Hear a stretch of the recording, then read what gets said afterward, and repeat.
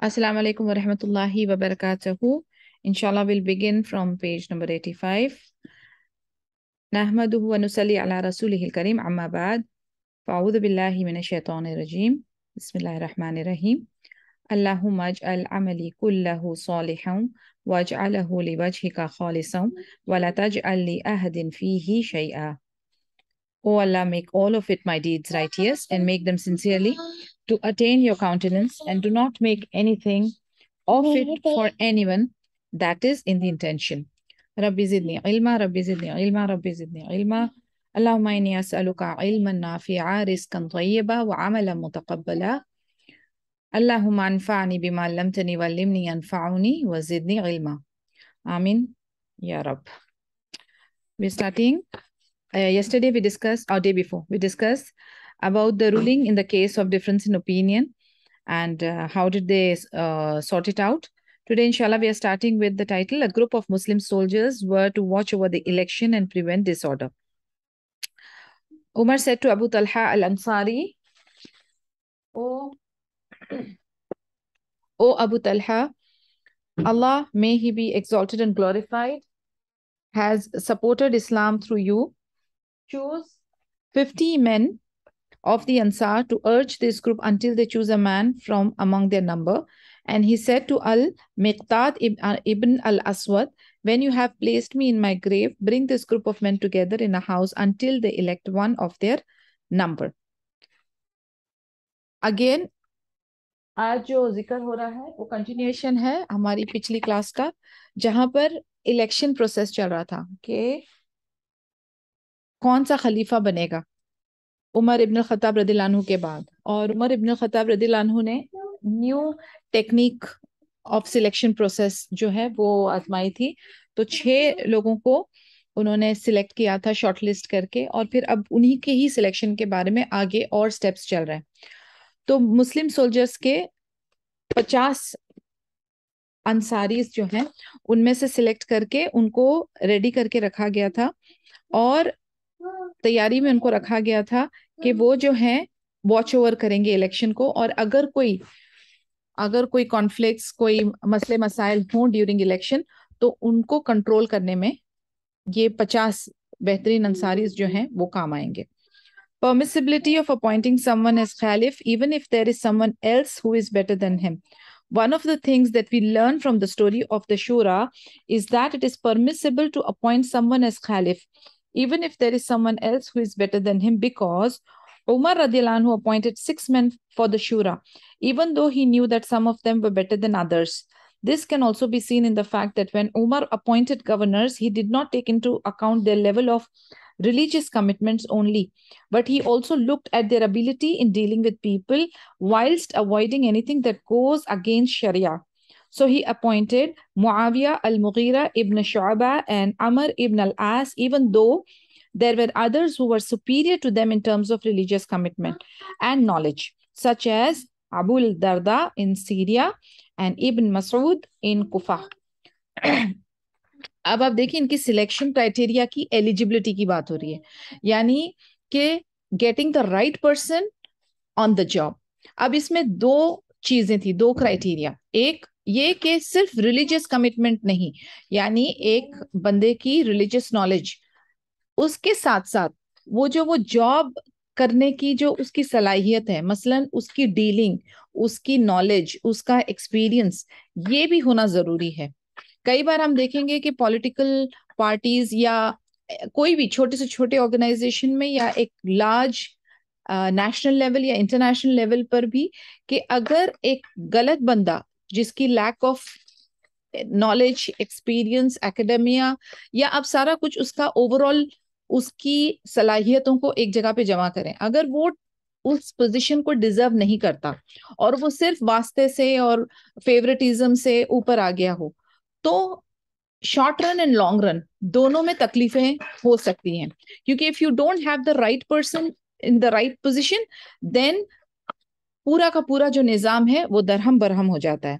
तो इसीलिए हमने देखा कि कई बार कोई उमर इब्न खत्ताब के टाइम का ये जो उनकी जो विजडम थी वो ये था कि देखने में शायद जो उनके सिलेक्टेड कैंडिडेट्स थे वो शायद इस्लामिक नॉलेज में कम होंगे, लेकिन they had that experience, that required talent और स्किल फॉर दैट जॉब, कि उनकी डीलिंग विद द पीपल अच्छी थी, उनका एक्सपीरियंस अच्छा था, उनके पास वो स्किल और नॉलेज था, इसीलिए उनको सिलेक्ट किया गया था।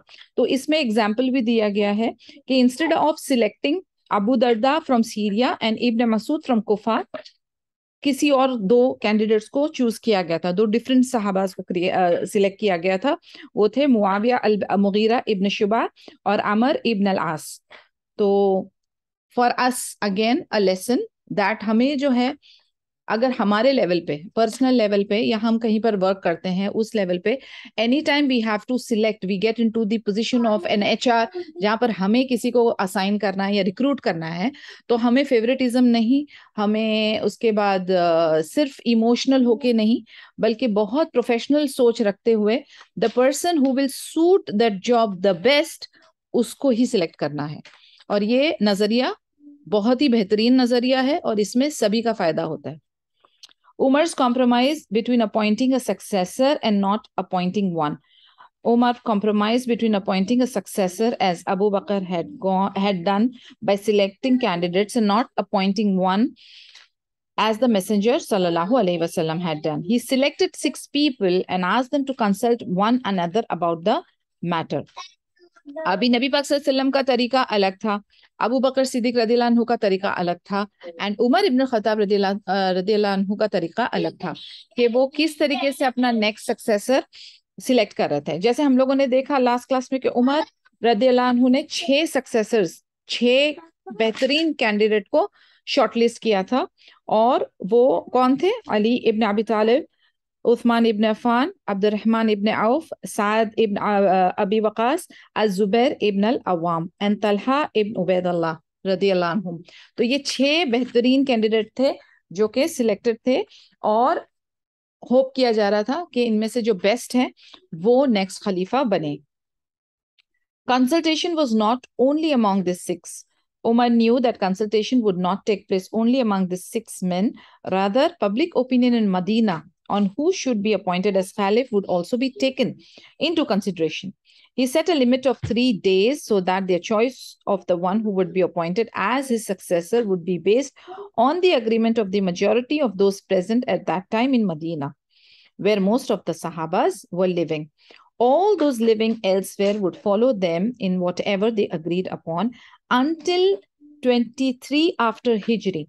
Medina was still the gathering place of the Sahaba, and the senior Sahabas were still there, as Umar kept them by his side and did not allow them to migrate to the conquered lands.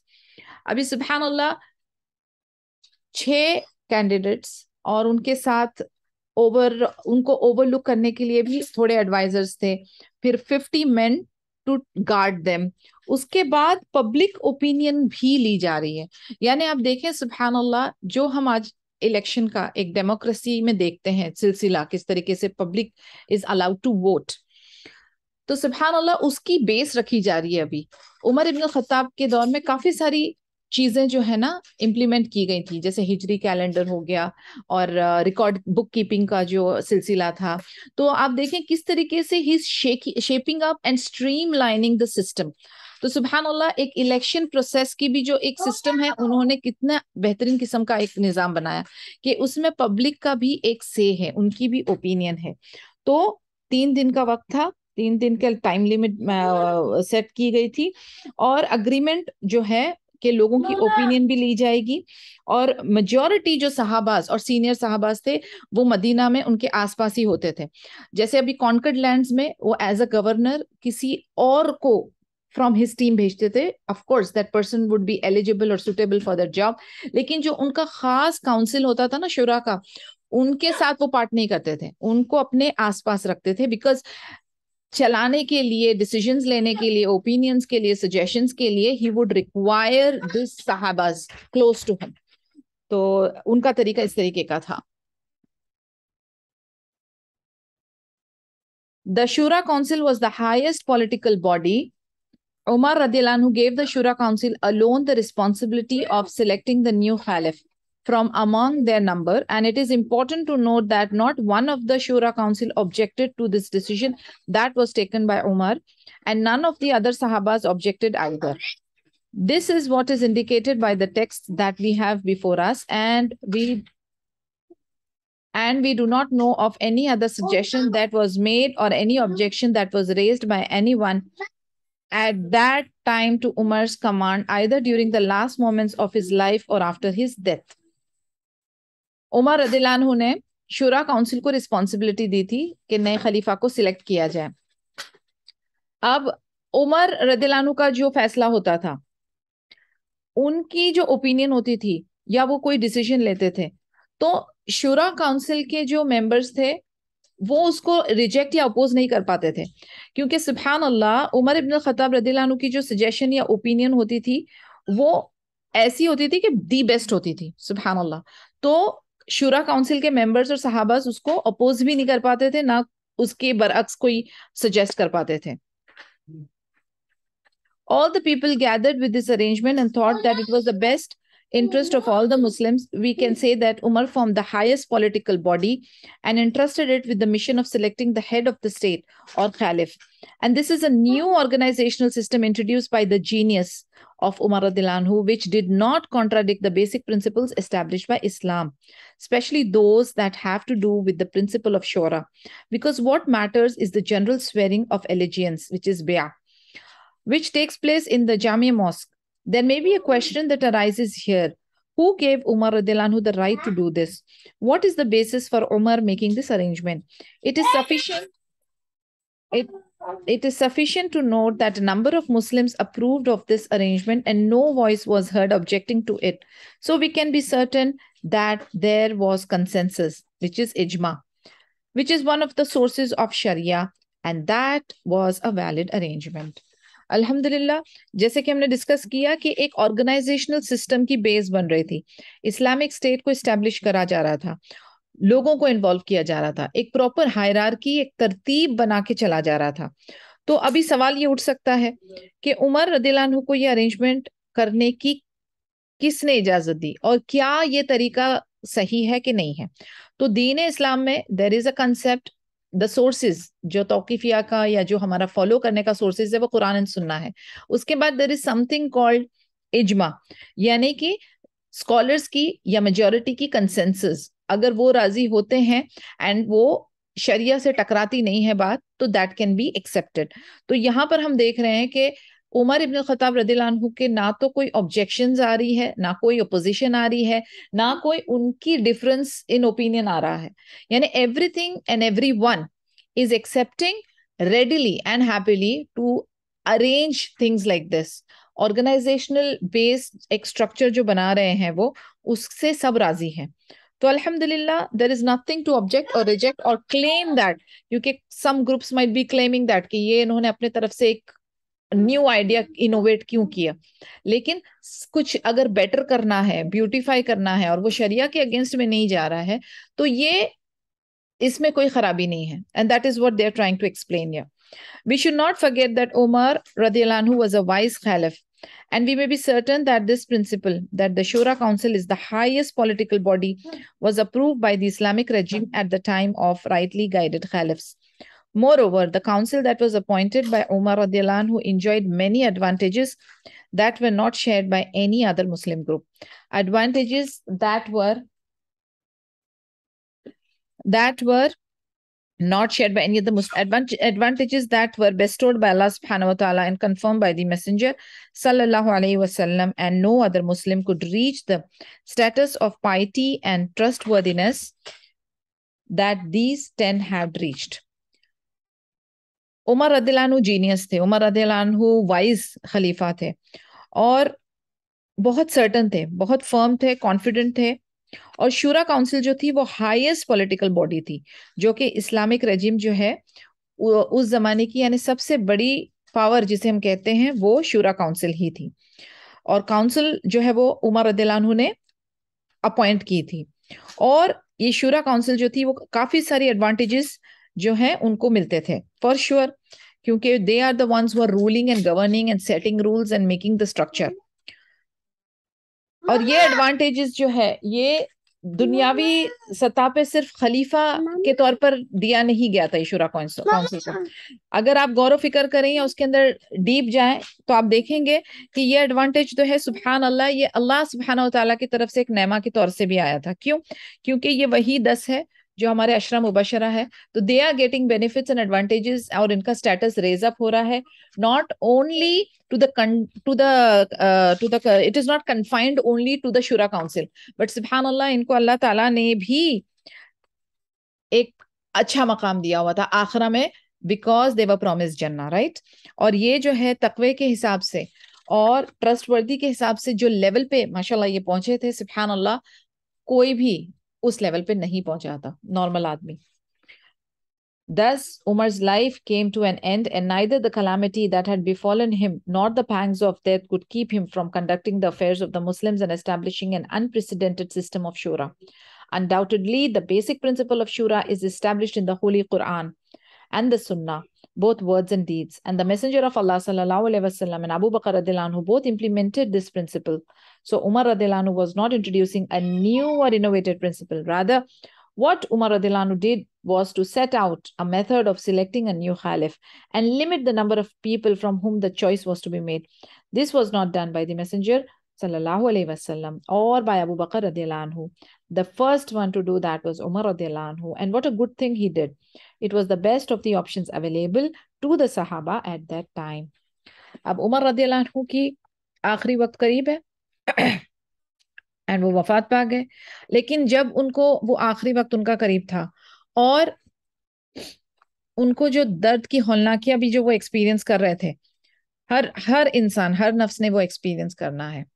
अल्लाहुम्मा इन्नी अस्अलुकल हुस्नुल खातिमा या रब, आमीन या रब इंशाअल्लाह। तो उस वक्त भी उन्होंने अपना जो काम है, जो उनका रोल है एज अ खलीफा, कि अपनी उम्मत के लिए खैर ख्वाही करे, इस्टेब्लिश करे अपना सिस्टम, उन्होंने वो एंड तक खत्म नहीं किया। He was still functional, he was still doing his job, and अल्हम्दुलिल्लाह आखिरी दम तक उन्होंने अपना फर्ज निभाया, अदा किया, अपनी ड्यूटी अदा की। अनडाउटेडली ये जो शुरा का जो प्रिंसिपल है, ये कुरान और सुन्ना में बोथ इन वर्ड्स कौली तौर पे भी और अमली तौर पे भी मौजूद है। इसका मतलब ये है कि नबी पाक सल्लल्लाहु अलैहि वसल्लम और अबू बकर सिद्दीक रदियल्लाहु अन्हु ने ये प्रिंसिपल ऑफ शुरा जो है उसको इम्प्लीमेंट किया था। तो अगर हम गौर फिक्र करेंगे तो उमर रदियल्लाहु अन्हु ने कोई नई चीज इजाद नहीं की थी, उन्होंने जो बेसिक प्रिंसिपल है उसको फॉलो किया, ठीक है, लेकिन उनका मेथड जो था वो थोड़ा सा चेंज था, विच वॉज अपडेटेड। इसके मानी ये है कि हमें भी जो है ना, जैसे देखा जाए जमाना चेंज होता है, टेक्नोलॉजी चेंज होती है, तो इबादत के मामलात में नहीं बट दुनियावी मामलात के अंदर हम चेंजेस लाते हैं। बट वो चेंजेस जो है उसको हम ये नहीं कह सकते कि हमने इनोवेट किया या बिदा है, नहीं। जैसे फॉर एग्जाम्पल उस जमाने में लोग ऊंट पे जा रहे हैं, घोड़े पे जा रहे हैं, गधे की सवारी कर रहे हैं, आज हम गाड़ियां, ट्रेन, प्लेन तो ट्रैवलिंग के मीन्स, कम्युनिकेशन के मीन्स चेंज हो गए, अपडेट हो गई। उस जमाने में खुली अजान देते थे, अभी माइक पर देते हैं, स्पीकर्स आ गए हैं, वायरलेस सिस्टम आ गया है, तो अभी आगे के जमाने में और डिजिटल हो रहा है, आर्टिफिशियल इंटेलिजेंस से ना जाने और क्या क्या इजाद होगा। तो ये सारी चीजें जो हैं ये दुनियावी मामले से we have to upgrade it, but basic fundamentals नहीं चेंज होना है। यानी अजान के वर्डिंग्स नहीं चेंज हो रहे हैं, अजान वही है, लेकिन method of spreading it across वो चेंज हो रहा है। तो आप समझ रहे हैं, I am just trying to relate it कि किस लेवल पे हम चेंज कर सकते हैं और वो चेंजेस हमें करना चाहिए, प्रिंसिपल्स और फंडामेंटल्स नहीं, लेकिन उसको अपग्रेड करना चाहिए। जैसे फॉर एग्जाम्पल एक एग्जाम्पल देती हूँ, पिछले ओल्ड टाइम्स में हिजामा जो है हॉर्न्स, जानवर की सिंग से किया जाता था and they used to suck it out. अब मशीनें हैं, मैनुअल पंप्स हैं, ऑटोमेटिक है, यानी काफी कुछ चीजें हैं, डिस्पोजेबल कप्स हैं, हॉर्न्स की जरूरत नहीं। तो ये सारी चीजें आप देखिए, ट्रीटमेंट और जो बेसिक है वो सेम रहता है, लेकिन टेक्नोलॉजी आने के बाद उसका तरीकाकार आसान हो जाता है और डिफरेंट हो जाता है। तो हमें भी जो है अपग्रेड करते चलना चाहिए हमेशा, अपने आप को भी, अपने तरीकों को भी, whatever is suitable, feasible within the parameters of Islam and शरिया। Umar's advice to the Caliph who would come after him. Umar radiallahu anhu offered important advice to the Caliph who was to come after him and lead the Ummah. He said, I advise you to fear Allah alone and with no partners or associate. I advise you to treat the first Muhajirin well and acknowledge their seniority. I advise you to treat the Ansar well and show approval of those among them who do well and forgive those among them who make mistakes. I advise you to treat the people of the outlying regions well, for they are the shield against the enemy and conduits of fay, booty. Do not take anything from them except that which is surplus of their needs. I advise you to treat the people of the desert well, for they are the original Arabs and the protectors of Islam. Take from the surplus of their wealth and give it to their poor. I advise you to treat Ahlal Dhimma, which is Jews and Christians living in the Muslim lands under government protection, well, to defend them against their enemies and not burden them with more than they can bear if they fulfill their duties towards the believers or pay the jizya with willing submission and feel themselves subdued. I advise you to fear Allah and fear His wrath, lest you do anything wrong. अब आप देखिए इतने से paragraph में इतनी सारी advice, in fact आगे भी है, ये हम वन बाय वन जाएंगे इंशाल्लाह इसका खुलासा करते हुए। तो उमर रदियल्लाहु अन्हु जो है एडवाइस दे रहे हैं किसके लिए, जो न्यू खलीफा आ रहा है, यानी एक ये हैंड ओवर ड्यूटीज जो नहीं होती है उस तरीके से। अब आप देखिए ये एक एक चीजें यानी एक एक प्रेशियस ज्वेल की तरह ये एडवाइस है, और जो हमारी लाइफ के लिए if we try to make our life easier, ये हमारे लिए भी एप्लीकेबल है। सो अभी वो एज अ खलीफा उसकी क्या क्या सिफत होनी चाहिए, what should be the characteristic और advice, because he is a senior one, he has a better understanding, so he can give some advice, some tips to the incoming खलीफा। तो वो क्या एडवाइस दे रहे हैं, वो कह रहे हैं उम्मा को जो लीड करने वाले खलीफा हैं कि फियर अल्लाह अलोन, इत्तकिल्ला। यानी अब देखिए ये बार बार कुरान में भी आता है, एंड सुब्हान अल्लाह this is a beautiful reminder. और ये चीज हम लोगों को हर काम करने से पहले, हर सोच दिमाग में लाने से पहले, हर कलिमात अपने जबान पे लाने से पहले, we have to remember and remind ourselves again and again and again fear Allah, क्योंकि उससे ना काफी सारी चीजें स्ट्रेटन हो जाती हैं। सुब्हान अल्लाह, he is beginning with that, fear Allah alone with no partner और एसोसिएट। यानी बार बार शिर्क का जो मेंशन होता है कि भाई शिर्क से बचना है, शिर्क से बचना है, अल्लाह से डरो, शिर्क से बचो। I advise you to treat the first muhajirin well and acknowledge their seniority. यानी जो अब यहाँ पर दो पार्टीज मौजूद है ना मदीना में, एक मुहाजिर और अंसार। मुहाजिर जो माइग्रेट करके आए थे मक्का से, तो वो पहले मुस्लिम्स बने, उन्होंने कमिटमेंट अपना पहले दिखाया, उन्होंने सैक्रिफाइस पहले दी, उन्होंने अपने माल अपनी जान से, जो आज इस वक्त जो इस्लामिक स्टेट डेवलप हुआ था उसमें उनका कंट्रीब्यूशन था, विच मीन्स कि वो सीनियर थे। तो उन्होंने कहा उनकी सीनियरिटी को एक्नॉलेज करो, यानी ऐसी रैंडमली सबको आपको ट्रीट नहीं करना है, you have to place that priority. वो तरीकाकार है जिसका जितना कंट्रीब्यूशन उसकी उतनी वैल्यू। तो वो रिमाइंड कर रहे हैं कि मुहाजिरीन को ध्यान से एक्नॉलेज करें कि वो सीनियर है। उसके बाद अंसार को भी अच्छी तरह से उनके साथ आप अपना इखलाक रखें और अप्रूवल करें, जो कि सही तरीके से रह रहे हैं, सही तरीके से सब चल रहा है, तो उसको अप्रूव करें, उसको एनकरेज करें और जो उनमें गलती कर जाए उनको माफ करें।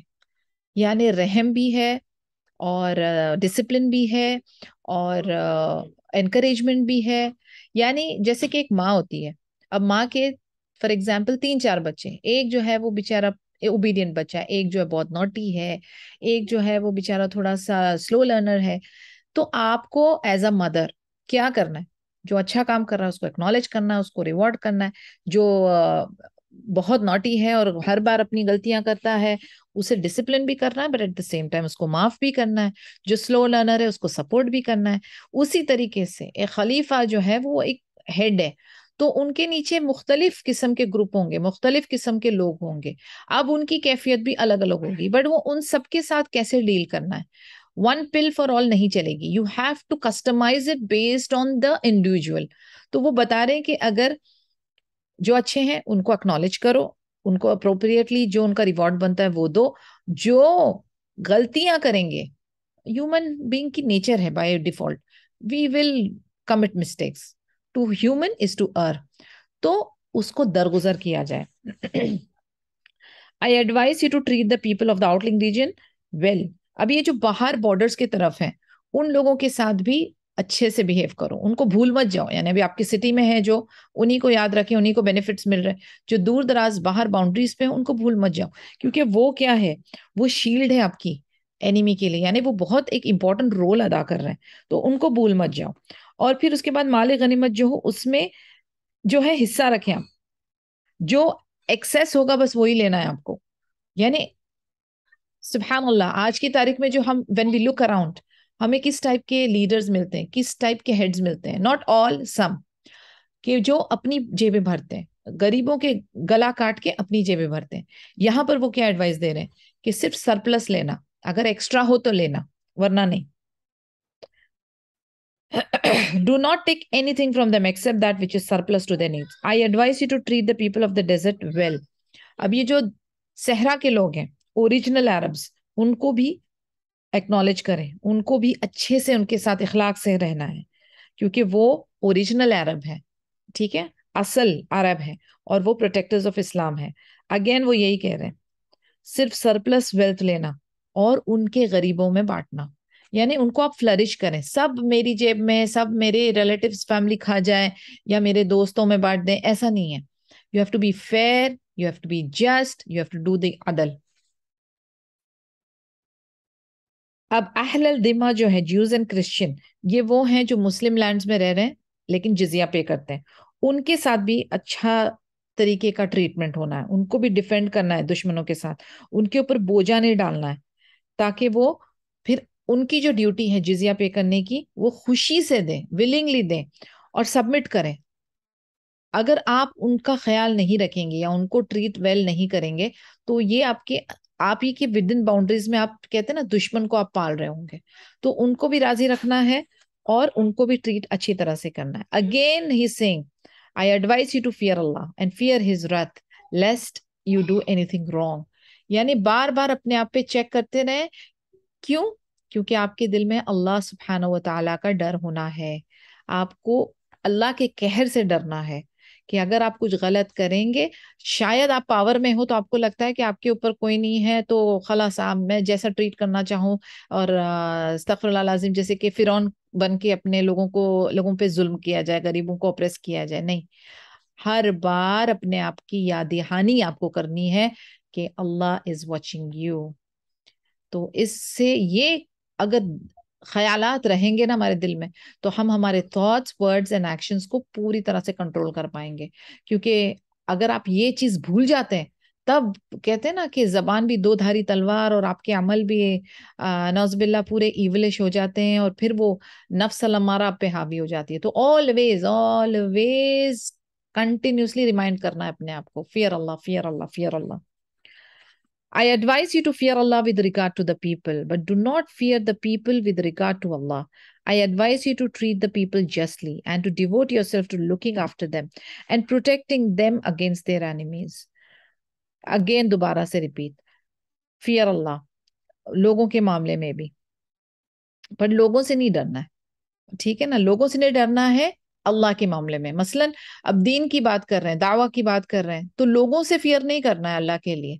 अल्लाह से डरना है लोगों के मामले में, लेकिन लोगों से नहीं डरना है अल्लाह के मामले में। सुभान अल्लाह। आप देखेंगे आजकल यही हालत हो रही है ना, कि आप लोगों का डर आपको ऊपर आ रहा है और आप अल्लाह के डर को अपने दिल से निकाल रहे हैं, और फिर आप जो है अपने दीन पे कॉम्प्रोमाइज कर रहे हैं। आपको अपने दीन पे कॉम्प्रोमाइज नहीं करना है, आपको किसी इंसान से, किसी ऑर्गेनाइजेशन से, किसी चीजों से नहीं डरना है। आपको सिर्फ डरना है अल्लाह सुब्हानहू व तआला से, और अल्लाह को ही राजी रखना है। जब आपके अंदर ये वाली, बोलते ना, बेफिक्री आ जाती है ना, तो फिर आप ये लोगों से और ये इनके डर से, इन वसवसे से, शैतान के फंदे से निकल जाते हैं। It's a different kind of feeling that you will experience, जब आपके अंदर वो आपका अल्लाह सुब्हानहू व तआला के साथ कनेक्शन स्ट्रांग हो जाता है, और जब आपका लव, होप एंड फियर सिर्फ अल्लाह सुब्हानहू व तआला के साथ जुड़ जाता है, तो आप एकदम करेजियस, कॉन्फिडेंट, बेबाक, रिलैक्स्ड, एकदम कंटेंट लाइफ जीने लगते हैं। तो सुभान अल्लाह, this is what is required. और वो कहते हैं कि लोगों के साथ अदल करें, उनका ख्याल रखें, उनको प्रोटेक्ट करें। यानी तीन चीज एज अ हुक्मरान, कितनी ब्यूटीफुल एक, कहते हैं ना, सिंपल बट सो इम्पोर्टेंट। तीन चीज, उनके साथ अदल करें, उनका ख्याल रखें और उनको प्रोटेक्ट करें दुश्मनों से। Do not show any favour to the rich over the poor, जो कि अक्सर हम देखते हैं होता है, अक्सर होता है कि अमीरों को और अमीर बनाया जाता है, अमीरों को अलग किस्म की प्रायोरिटी दी जाती है, और बेचारा गरीब जो है वो गरीब से गरीब तरन होते जाता है, और उसको उस पे और जुल्म और सितम ढाया जाता है।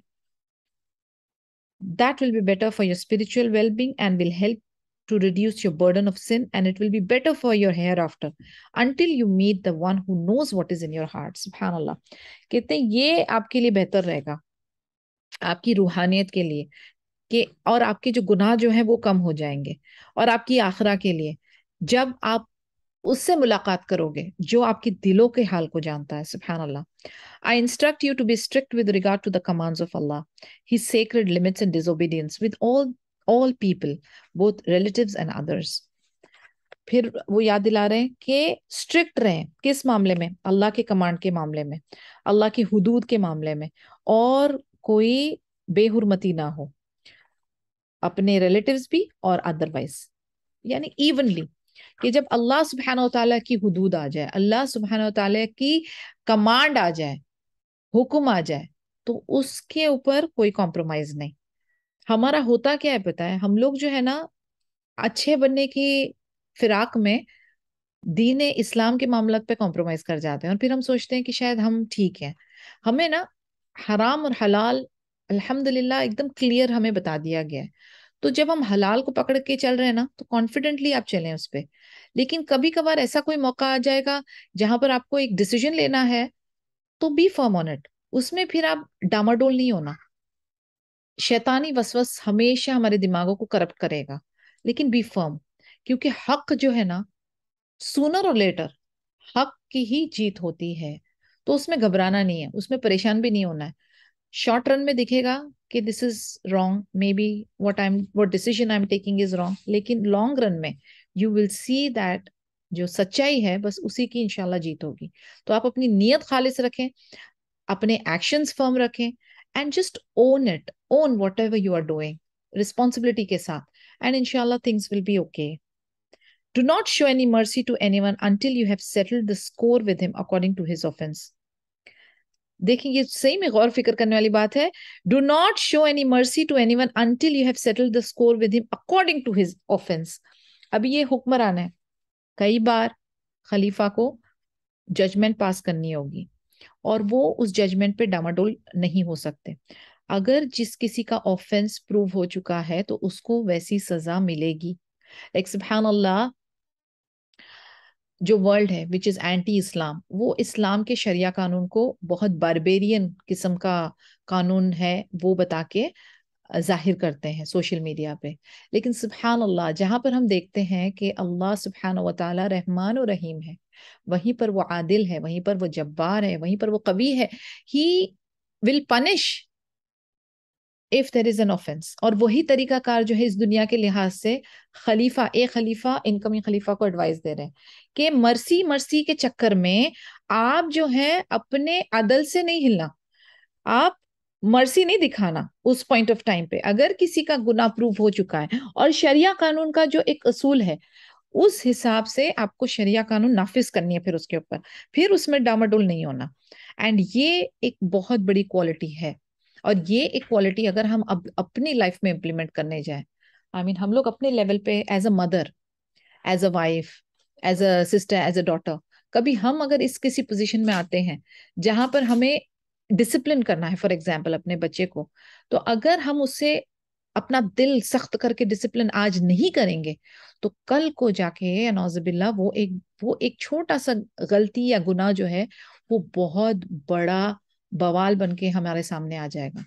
तो कभी भी आप हिचकिचाए नहीं, या उसमें मर्सी ना दिखाएं डिसिप्लिन करने में, या इस्लाम की कोई चीज को इम्प्लीमेंट करने में। इसका एक क्लासिक एग्जांपल जो मैं आपको बताऊंगी, जो मैं अक्सर अपनी फ्रेंड्स के साथ शेयर कर रही होती हूँ, कि सुबह में फजर की नमाज के लिए अपने बच्चों को उठाना। कई मदर्स जो ना कहते हैं बच्चे बड़े बड़ी गहरी नींद में सो रहे होते हैं, फिर उन्हें दोबारा स्कूल जाना होता है, कॉलेज जाना होता है, तो वो फजर में कैसे उठाऊं कैसे उठाऊं। यानी अब इस पॉइंट ऑफ टाइम पे ना आपको अपनी वो सख्ती दिखानी पड़ेगी, क्योंकि आपको इमेजिन करना पड़ेगा, आपको ये चीज फील करनी पड़ेगी कि सुबहान अल्लाह, आई एम अ मदर, और मैं मेरे बच्चों को बिइज़्निल्लाह जहन्नम की आग से खींचने वाली हूँ।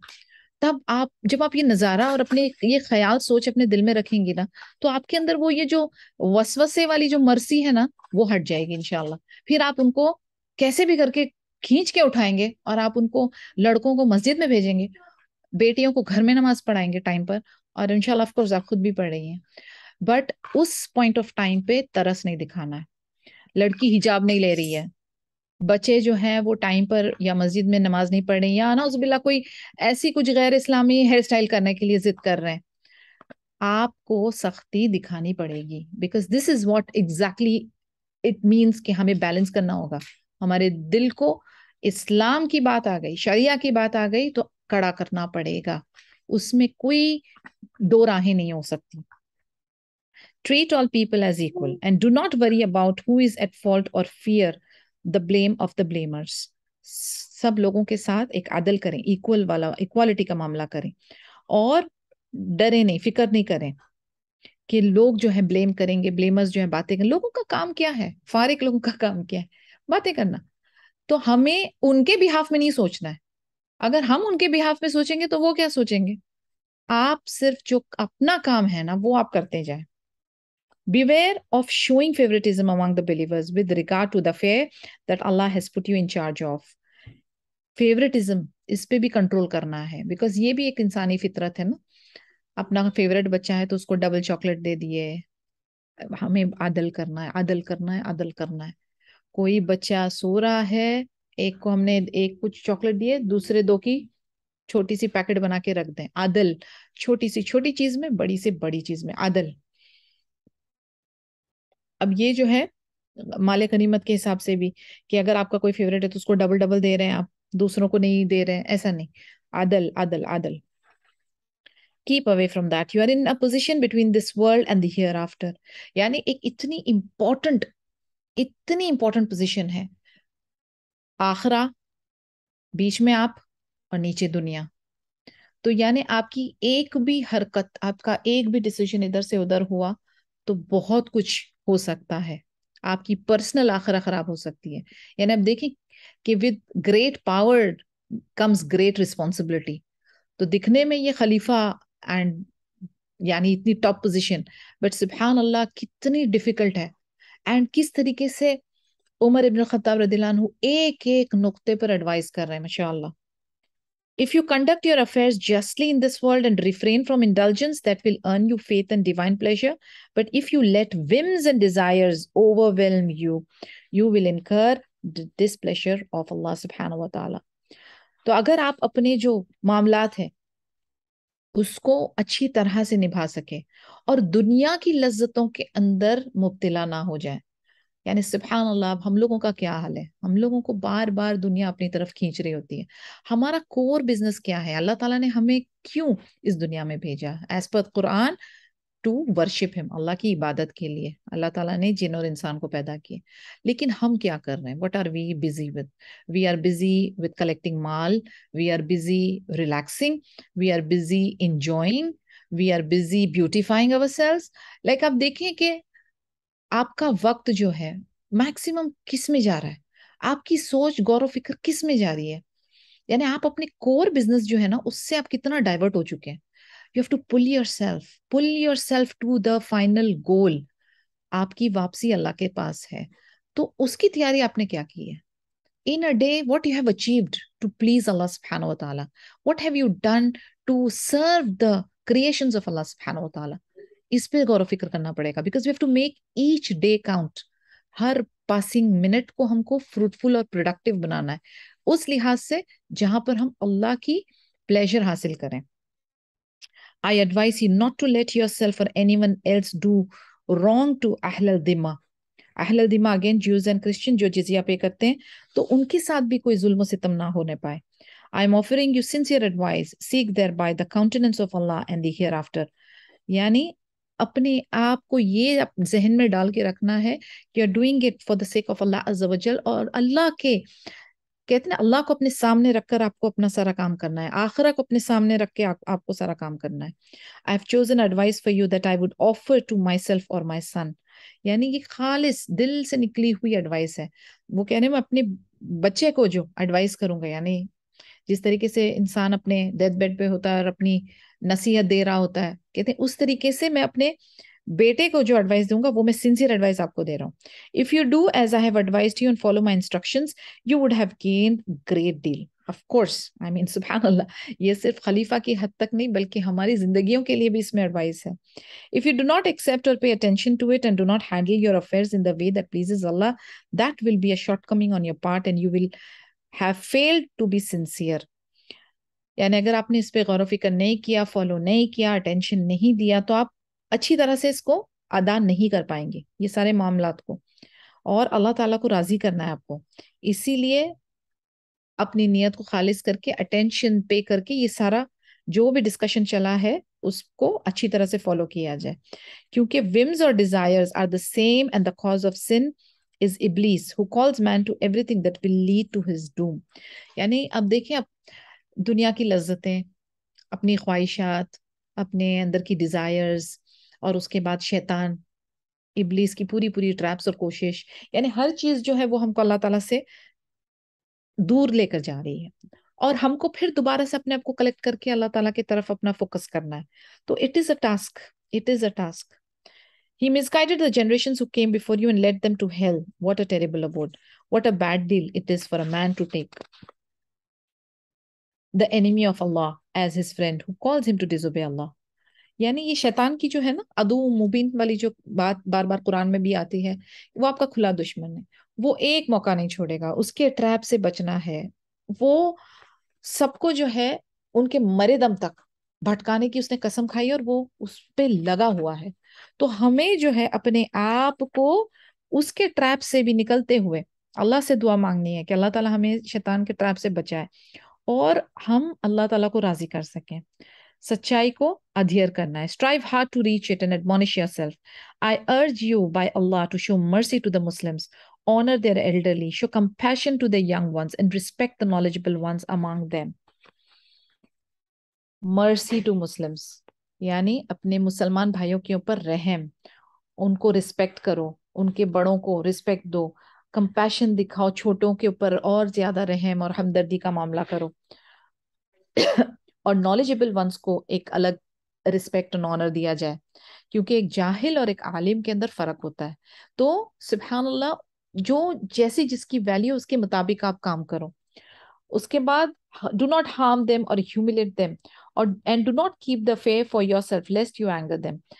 उनको ना तकलीफ पहुंचाओ, ना उनको शर्मिंदा करो, ना उनको ऑप्रेस करो, और जो ये माले गनीमत की जो सरप्लसेस होती है वो उनके साथ शेयर करो। ऐसा ना करो कि अपनी जेबों को भरो और उनको आपसे गुस्सा हो जाए, वो नाराज हो जाए वो आपसे।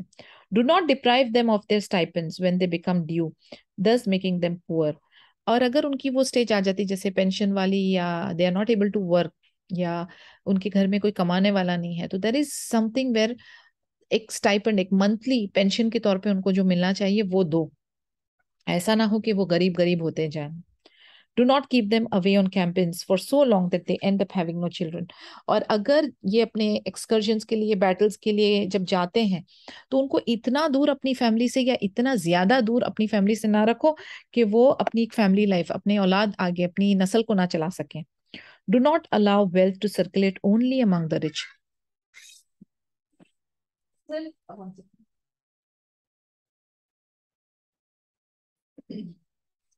ऐसा ना हो कि ऐसा ना हो कि माल सिर्फ अमीरों के बीच में ही सर्कुलेट होता जाए। यानी आप जो है ना एक फाइनेंशियल बैलेंस अपना मेंटेन करते चलें। Do not close your door to the people lest that allow the strong to oppress the weak. अपना दरवाजा लोगों के लिए बंद ना करो। यानी अगर हो कि कोई गरीब या किसी पे जुल्म हो रहा है, तो आप अप्रोचेबल होना चाहिए। ऐसा ना हो कि आप अपने कामों में इतने मसरूफ हो जाओ, या आप अपने आप को लोगों के लिए यानी अपने और गरीबों या अपने नॉर्मल पब्लिक के बीच में इतनी ज्यादा गैप और दीवार खड़ी कर दो कि वो आप तक पहुंच ही ना पाए। अपने दरवाजों को खुले रखो इस तरीके से कि अगर कोई गरीब, किसी पे जुल्म हो रहा है, कोई मजलूम है, तो वो आपको अप्रोच इजिली कर सके। This is my advice to you as अल्लाह is my witness and I grant you with peace. यानी सुबहान अल्लाह, वो कह रहे हैं कि दिस इज माई, ये मेरी आपको एडवाइस है और अल्लाह मेरा शाहिद है एंड मैं आपकी सलामती चाहता हूँ। The advice is indicative of Umar's far-sightedness with regard to matters of ruling and administration, which clearly reflects an integrated methodology and system of ruling and administration. This advice covers a number of very important issues and deserves to be viewed as a precious document because it includes basic principles of ruling, which incorporate the religious, political, military, economic, and social aspects of rule, which includes the following. यानी सुबहान अल्लाह, आप देखें इतनी बात पे पूरा का पूरा, जिसे हम कहते हैं ना, एक चार्टर हमारे सामने आ जाता है कि अगर कोई भी किसी भी ऑर्गेनाइजेशन में किसी भी लेवल पे आता है, एक पोजीशन लेता है, तो उसके लिए ये लेसन्स है, ये टिप्स है। और ये इतने ब्यूटीफुल टिप्स हैं in terms of ruling and administration कि वो हर एंगल को कवर कर रहा है। ये रिलीजियस मैटर को कवर कर रहा है, ये पॉलिटिकल मैटर को कवर कर रहा है, military related, economic related, social related, यानी सुभान अल्लाह हर एंगल को उन्होंने टच किया है। ये क्या हमें बता रहा है? ये हमें बता रहा है कि उमर इब्न खत्ताब रदियल्लाहु अन्हु वाज अ रियल जीनियस। यानी सुभान अल्लाह उनके अंदर एक बेहतरीन अकल दिमाग था एंड सुभान अल्लाह एक बेहतरीन दिल था। सुभान अल्लाह। Advice to fear Allah, strong advice to fear Allah in secret and in public, in word and deed, because the one who fears Allah will be protected by Him. I advise you to fear Allah alone with no partner or associate. I advise you to fear Allah and fear His wrath. इतनी प्यारी बात है, continuously repetition उसका है कि अल्लाह से डरे, खलवत में भी जलवत में भी, लोगों के सामने में भी और अकेले में भी। हमारे साथ असल में मामला क्या होता है, हम बहुत सारे मुखौटे, बहुत सारे मास्क पहन के घूमते हैं। लोगों के सामने हम एक अलग मास्क लगाते हैं, अकेले में हमारा अलग मास्क होता है, अपने घर वालों के साथ एक अलग मास्क होता है। हमें ये सारे मास्क निकाल के फेंक देना है। हमें सिर्फ एक ही अपनी असलियत में हमें घूमना है। जो हम अकेले में हैं वही हम सबके सामने भी है और वही हम हमारे घर वालों के साथ भी है। वी हैव टू फॉलो कि हम असली में है क्या। We are a Muslim, a striving Muslim, a student of knowledge. और हमें क्या करना है? हमें अप्लाई करना है हमारा दीन, हमारा कुरान, हमारी जो भी हम सीखते हैं उसको हमें रियल लाइफ में अप्लाई करना है। हमें कुरान फॉलो करना है और हमें सुन्ना फॉलो करना है। तो ऐसा ना हो कि हम लोगों बाहर वालों के साथ या ऑफिस वगैरह में बड़े सॉफ्ट एंड स्मूथ टॉकर और घर में अपने घर वालों के साथ बहुत रूड एंड बोरिंग। नहीं, अजर किस में ज्यादा? In fact the best of you are those who are best with the people of the family, right? This is the gist of that हदीथ ना, कि अपने घर वालों के साथ अजर डबल है। हमारे नेबर्स के साथ अगर आप ठीक से हो, अखलाक आपका अच्छा है, तो आपको अजर है। तो बाहर वाले अमीरों के साथ सोशल मीडिया पे एक अलग इमेज नहीं, ये सब नहीं। हमें अपने पैरामीटर में रहते हुए अपने आप को जो है ना, एक हमेशा तकवा, जिसे हम कहते हैं ना, ऑलवेज अल्लाह कॉन्शियस, फियर ऑफ अल्लाह, सेफ गार्डिंग योर सेल्फ, ये वाला मोड ऑन रखना है हमेशा। तो ऐसा ना हो कि हम घर वालों के साथ या अपने बच्चों के साथ या हमसे जो डिपेंडेंट है, हमारे मेड्स वगैरह के साथ हम मामला खतरनाक करें। नहीं, वी शुड नो सबकी वर्थ क्या है और उस मुताबिक अल्लाह से डरते हुए अपने मामलात रखें। और ये डिफरेंट डिफरेंट मास्क और ये अकेले में अपनी असलियत जो है वो कुछ और चल रही है, गुनाहों का सिलसिला, और सबके सामने बड़े नेक बीवी ना। We have to be sure, क्योंकि अकेले में भी और सबके सामने में भी और कहीं पे भी आप हो, अल्लाह नोज एवरीथिंग। तो वो फियर अपने दिल में रखना है और ये जो मुख्तलिफ किस्म की जो हिपोक्रेसी चल रही होती है ना, उसको बंद करना है। Imposing the hudud punishments on relatives and strangers alike. Do not worry about who is at fault or fear the blame of the blamers, because hudud punishments are set out by Sharia and are part of the religion and Sharia that leaves people with no excuse. So their words and deeds will be measured according to it, and neglecting it, it will corrupt religion and society. अब जो बात हो रही थी कि punishment की बात हो, समझो फॉर एग्जाम्पल कि अगर कोई ऐसा ऑफेंस हो जिसके ऊपर शरिया कानून लागू हो और उसमें आप फिर तरस नहीं खा सकते। आप अपने दिल को ये नहीं कह सकते कि मैं मर्सी इधर दिखाऊं ना। अगर वो प्रूव हो चुका है, शरिया कानून नाफिज होना है, तो उसमें अपना दिल जो है कड़ा करना पड़ेगा आपको। और ऐसा नहीं कि अपने लोगों के लिए कोई और रूल्स एंड दूसरों के लिए कुछ और रूल्स ना। It has to be standard alike, there has to be some अदल, अदल के साथ। क्योंकि अगर आप इस चीज को छोड़ोगे या निग्लेक्ट करोगे, तो धीरे धीरे जो है करप्शन दीनी मामलात में भी और सोशल मामला में भी बढ़ता जाएगा।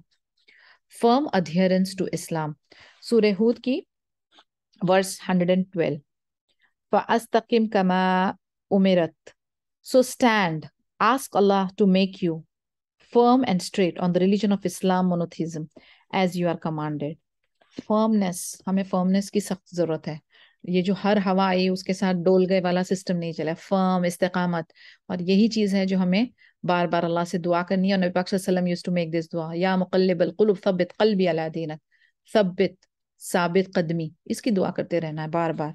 क्योंकि हर चीज जैसे मैंने आपको बताया ना, इंटरनली एक्सटर्नली हमको बस पुश कर रही है, it is drifting us away from Allah सुब्हानहू व तआला एंड फ्रॉम सिरातल मुस्तकीम। तो कोई भी ऐसी चीज, कोई भी ऐसी ऑर्गेनाइजेशन, कोई भी ऐसी दोस्त आपकी जो आपको खींच खींच के सिरातल मुस्तकीम पर रखने की कोशिश कर रहे हैं, तो बस उन्हीं को पकड़ के चलते रहें। सुभान अल्लाह। This is something that is essential in both religious and worldly terms, and is something that is required of the ruler in both word and deed, and also of the people.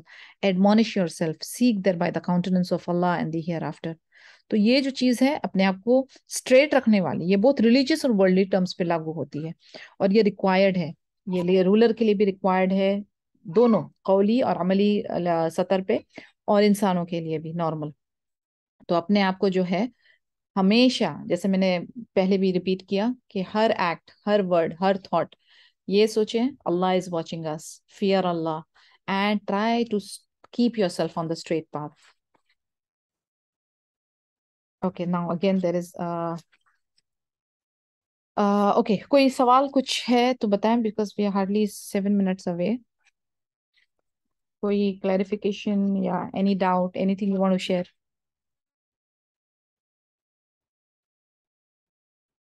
Nothing, तो इंशाल्लाह फिर मिलेंगे अगले session में। सुब्हानक अल्लाहुम्मा व बिहम्दिका अशहदु अल्ला इलाहा इल्ला अंता अस्तगफिरुका व अतूबु इलैक। अस्सलामु अलैकुम व रहमतुल्लाहि व बरकातहू।